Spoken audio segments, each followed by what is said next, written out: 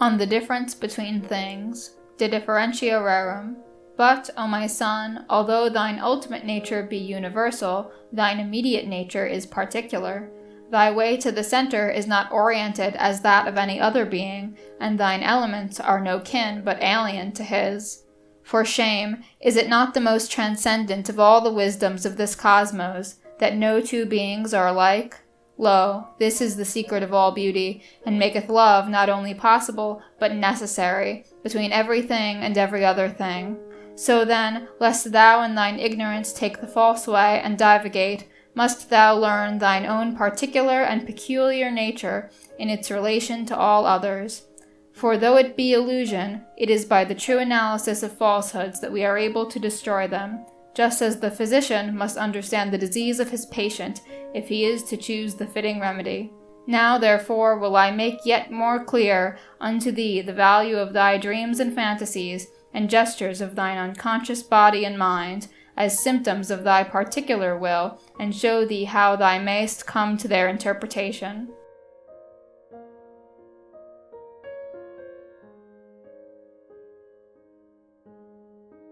De voluntate tacita, on the silent will.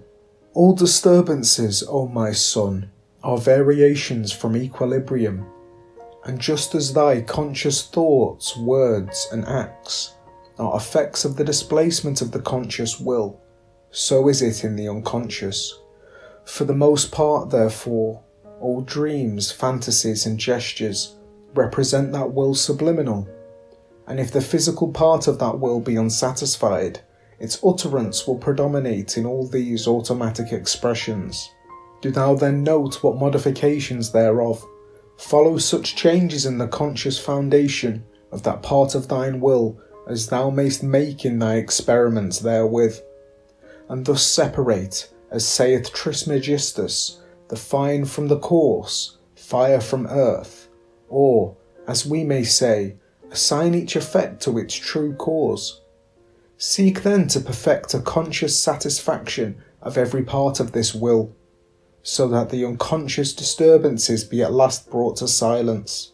Then will the residuum be as it were an elixir clarified and perfected, a true symbol of that other hidden will which is the vector of thy magical self.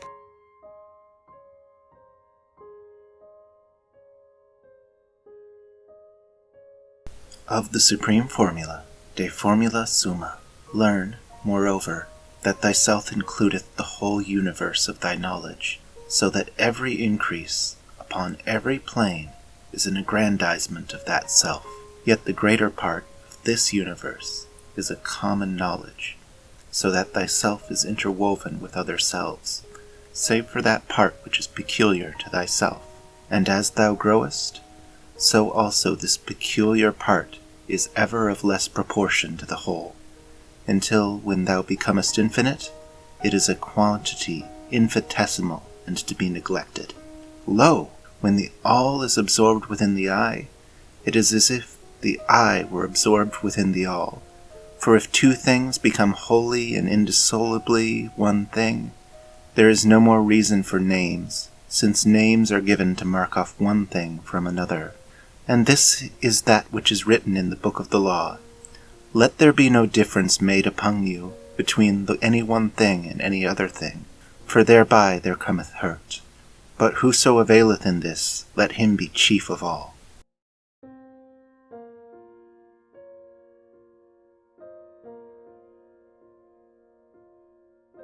On the way of inertia, de via inerte, of the way of the Tao, I have already written to thee, O my son, but I must further instruct thee in this doctrine of doing everything by doing nothing.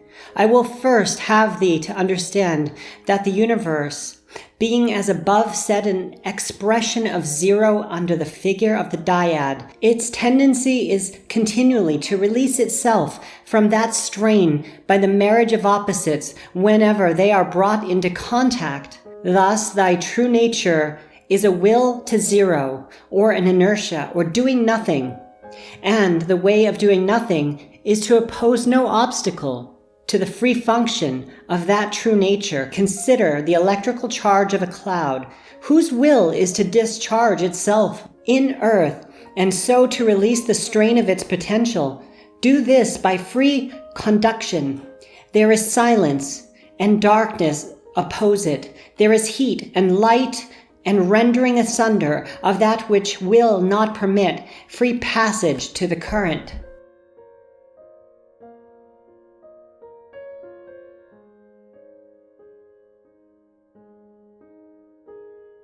Of the way of liberty, the via libertatis.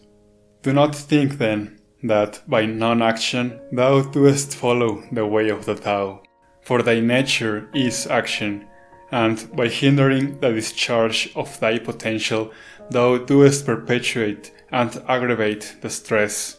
If thou is not nature, she will bring thee to disease. Free thereof every function of thy body and of every other part of thee according to its true will. This also is most necessary, that thou discover that true will in every case. For thou art born into disease, where are many false and perverted wills, monstrous growths, parasites, vermin are they, adhering to thee by vice of heredity, or of environment, or of evil training. And of all these things, the subtlest and most terrible, enemies without pity, destructive to thy will, and a menace and tyranny even to thyself, are the ideals and standards of the slave gods, false religion, false ethics, even false science.